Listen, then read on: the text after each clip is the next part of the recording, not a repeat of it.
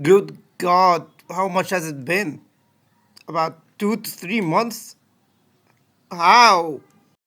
Oh, right, that. Sorry, guys. Hello, people of the internet. It is I, someone who likes Scott Cawthon. The year is 2014. Guardians of the Galaxy released, people were eating avocado toast, Too Many Cooks came out, a teaser for Star Wars released, and a man by the name of Scott Cawthon was working on his last creative effort, Five Nights at Freddy. Bear. Probably heard about this before, but Freddy was supposed to be named Freddy Bear, only for Scott to change it last minute. He announced the project on Kickstarter. It gained about...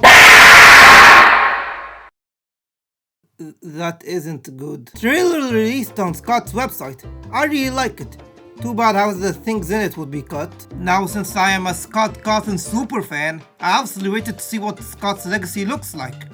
Too bad I have to wait.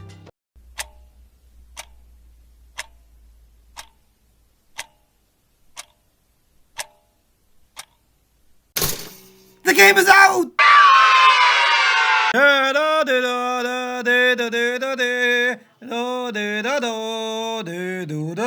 Okay, time to actually play this damn game. A job listing for Freddy Fazbum's Pizza.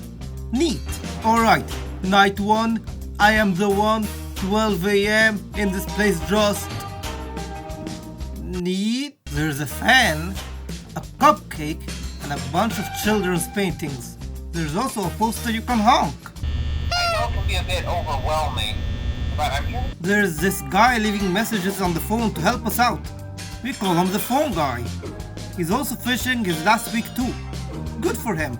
He gives us an interesting corporate greeting.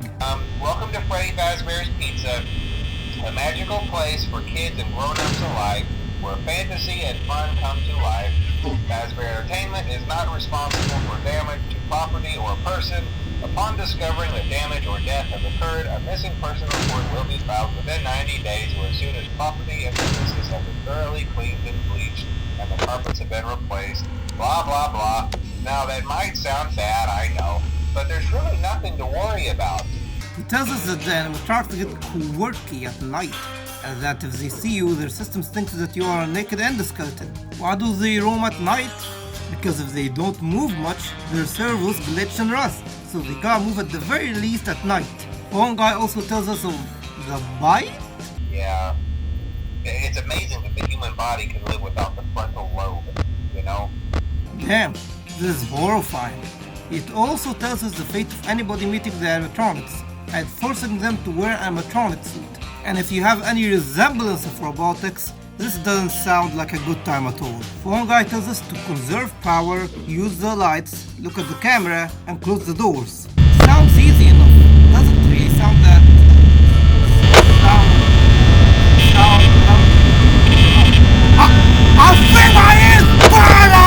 The sound design in this game is masterful and so painful. There are a bunch of sounds and songs that can play midnight to distract you. Hell, everything in the game is built to ruin your focus. If you want an in-depth look at how the audio works, just watch Scruffy's video. He's probably my third favorite YouTuber. The first night mainly consists of two fellas, Bonnie the bunny and Chica the chicken. Also, this out of order fox could peek his head out of the curtains too. Bonnie goes to the door to your left and Chica goes to the door to your right. There's an endoskeleton that can... Don't look at me. What the hell was that? The kitchen cam is broken and that's the first night. The first night is really easy actually, but I decided to stop wearing headphones because I don't want to suffer. Night 2, I'm feeling really cool. One guy congratulates us for getting to the next night. He then tells us that Freddy likes dark places only. He also tells us that we need to watch Foxy on the cams to protect ourselves. Speaking of, our next enemy is Foxy the Pirate Fox. The fox guy who's out of order. I don't have much to say honestly, the game is just good quality, it's pretty tense and fun. Night 3, I love my fellow trees. One guy congratulates us again and tells us an idea. Play dead if they catch us. That sure sounds great! Real quick, do you remember the name of the game? That's right, Five Nights at Freddy's. This is the night where Freddy finally begins moving. Freddy works exactly like Foxy, but instead of watching him in one place, you have to watch him wherever he goes. And that bear really likes dark places too. Also, fun fact, you don't have to look at Foxy's cam to stop him, or you just have to use the camera in general. Night 4, we got a win, bro. One guy is... I think you can do it. Hey, listen, I may not be around to send you a message tomorrow. It's been a bad night here for me. I'm kind of glad that I recorded my messages for you. So when I did, hey, do me a favor. Maybe sometime you can check inside those suits in the back room. I'm going to try to hold out until someone checks. Maybe it won't be so bad. Yeah, I always wondered what was in all those empty heads back there. You know. Oh no.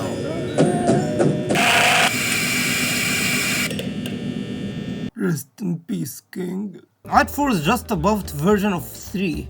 By buffed, I mean real buffed. It was so hard that my power actually ran out and...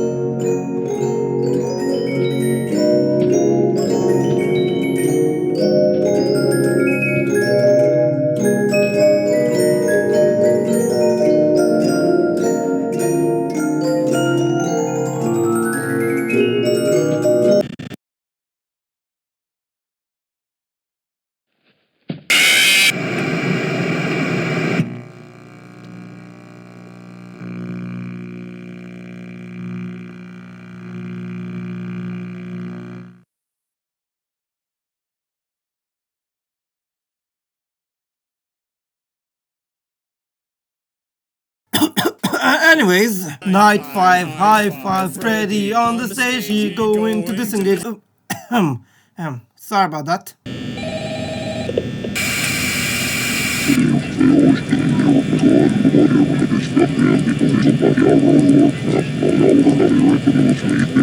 I don't think that's fun, guy. Night 5 is just the buff of Night 4, which means that there's nothing to talk about anymore.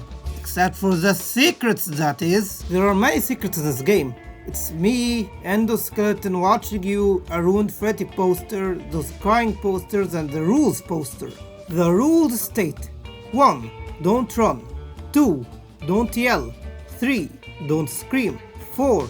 Don't poop on floor. 5. Stay close to mom. 6. Don't touch Freddy. 7. Don't hit. 8. Leave before dark. Very funny and very goofy indeed. But there's a chance that this poster changes to 1 out of 4 news clippings. They reveal important info for the story. Kids vanish at local pizzeria. Bodies not found.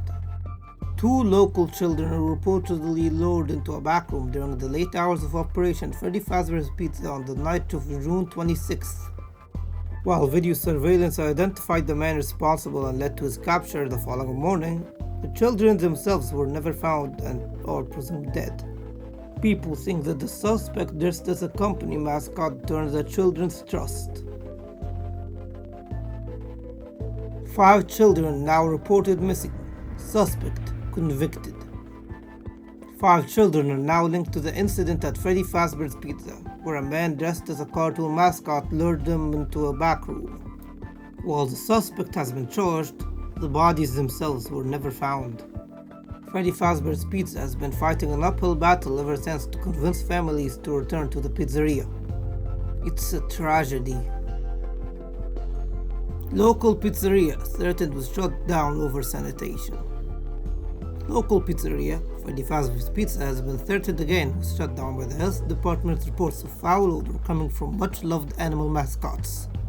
Police were contacted when parents reportedly noticed what appeared to be blood and mucus around the eyes and mouth of the mascots. One parent likened them to reanimated carcasses. Local pizzeria set to close by year's end. after a long struggle to stay in business after the tragedy that took place there many years ago. Freddy Fazbum's Pizza has announced that it will close by year's end. Despite a year-long search for a buyer, companies seem unwilling to be associated with the company. These characters will live on in the hearts of kids. These characters will live on.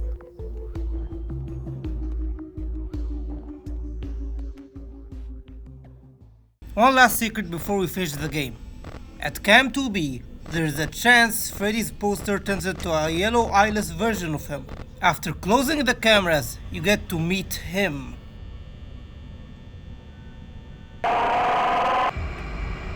And the game crashes. Shout out to Nick the Necromancer for the footage with Night 5-0. Screw this. Shout out to the YouTuber at FNAF Gaming 1832 for the footage of Night 5's ending, Night 6 and the custom night, since I don't have the ability to care at all honestly. I'd rather just play Mugenics instead. We get our paycheck for the week. Our name is Mike Schmidt and we earn $120. Honestly, makes sense for a normal night guard. Night 6 is just a buff to Night 5. Our only reward for our overtime is a bonus 50 cents. Then earn the custom night where you can change the difficulty to be as easy or as hard as possible. Either way, you get fired for tampering with the bots and also... Uh-oh, someone smells like shit. Someone smells like doo-doo. Honestly, I don't know why we hired you. You're fired. Go home. Also, fun fact, if you type 1987 in the custom night, you get this little secret. And that's the entirety of Five Nights at Freddy's. Time to use all these secrets to help us understand the story. The year is probably 1986/87. A creep working at Freddy's wears a mascot suit and lures in two children to the back room to kill them. He would then stuff them in the mascot box to hide the evidence. The police caught him thanks to the surveillance footage, but they didn't find the body of the kids. Somehow, he killed 3 more kids the same way as before. He would then be captured and charged for his crimes. The spirits of the kids now haunt the animatronics. They are mad and hateful, and all they want is to continue the cycle of murder and abuse. Honestly, a great short story. Good job, Scott. The final game is absolutely tense, enjoyable, and probably the best game you ever made yet. Unfortunately, just like every other game he made, Freddy was doomed to fail. A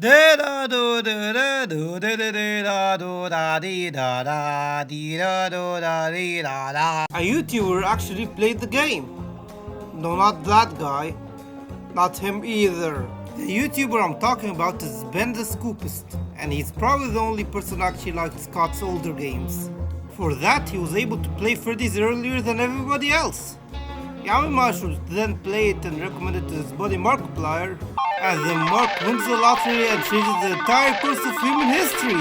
Yellow Bear, that's his name in the files, has 1 out of 32,768% chance of spawning, and it was supposed to be 1 out of 100,000, so yeah, very rare.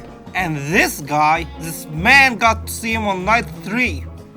First try! Destroying all expectations, this game became an overnight success. Corey Kenshin, Jacksepticeye, everybody played this game.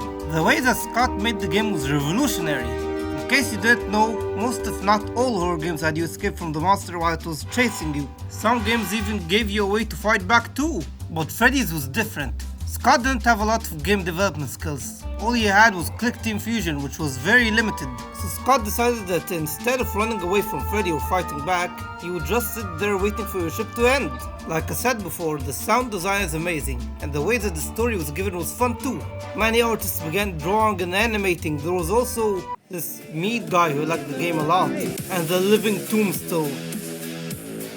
Enough said. Now, which animatronic did the bite of 87? Was it Bonnie because he's scary as hell? Was it Chica because she was hungry as hell? Was it Freddy because he's the main big guy? Was it Foxy because he was out of order? Or was it Golden Freddy? Questions. Let's try and answer them. Since the story was very vague, a lot of people tried to solve it. The picture for the phone version of Freddy's had Freddy with a handprint on his face. Interesting. No, it can't be Foxy. He's a good guy. He doesn't kill us. He just comes over to help us, but his voice box is broken, so he gives us a heart attack. Maybe it was Sparky the dog. Wait, who? Not only were there theories, but also hoaxes too. This will be something more frequent. Real quick, I want to talk about XX Pro Class Gamer XX. He was a FNAF YouTuber who made a bunch of videos. He also made a theory for the first game that is less of a theory and more like the demented ramblings of a homeless man. Theory goes that after the Second Great War, a bad German scientist named Abel Hines migrated to America and met a man called John Smith. They would then create Freddys as a way to kidnap children to experiment on mortality. He also mentions that Chica's drew detection or something like that. This is what happens when a man plays COD Zombies for 50 hours straight. This man's a whole ass can of worms with a bunch of weird things happening to him. I just can't truly talk about him fully. Remember when I explained the story of the game? Well, this guy decided to solve it his way. Matthew Patrick created the channel Game Theory as a way to talk about games in a different way. His early videos were trash, I'm sorry, but they suck so much. Many of them were just over-exaggeration or yes and no questions. But sometimes it would be shit like this. Or even this. Or even this. Best boobs in gaming. Fart rocket physics was the Wario waft. World of Warcraft will save the economy, but his favorites at the time were the main character's evil and the game is evil and fucked up theories. He made a Twitter poll asking what game people wanted a theory on. The absolutely horrifying and powerful Slenderman. Or this dumbass bear. Just like some women in 2024, they chose the bear. This made Matt think and ponder. Why was this dumb game chosen though? He tried to make a video but realized that he can't make a video about Bonnie fart physics or chica titties. We decided on the main character's evil theory. The problem is that he also decided to compare the game to an actual homicide. December 1993. 5 Chuck E. Cheese employees are working the night shift. An ex-employee breaks into the place to get revenge for being fired, taking the lives of 4 and fatally wounding 1. Time passes and the criminal is caught and charged thanks to the survivor being a witness. Rest in peace to all the victims. Now, MatPat didn't mean to do this with malice. He was actually really respectful. This is probably one of his better early videos too, but still this was rough. So Scott saw all this success and had a choice. To keep this as his last legacy to the world. Oh, honey, we are filthy rich now!